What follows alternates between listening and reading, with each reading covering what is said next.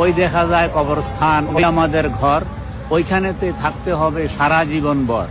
ওই কবর তুই চাস কি, টাকা পয়সা নেস কি, ঘোষ আমি খাই না, মমিন বন্দা পাই না, একটা যদি পাই অমনি তারে জান্নাতে পাঠাই। আলহামদুলিল্লাহ।